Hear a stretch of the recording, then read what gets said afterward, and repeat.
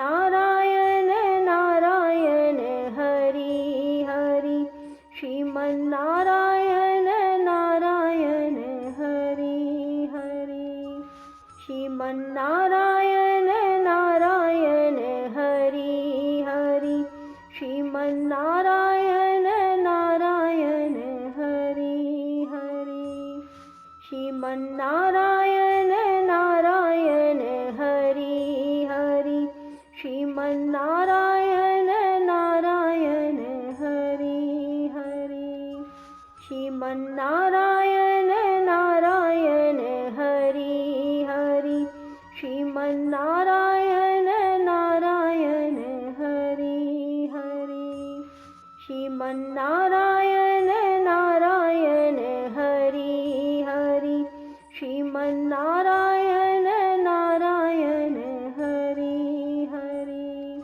राधे राधे, जय श्री कृष्ण। बंधुओं, यदि आपको हमारी ये कथा पसंद आए तो इसे लाइक करने के साथ साथ शेयर जरूर करें। धन्यवाद।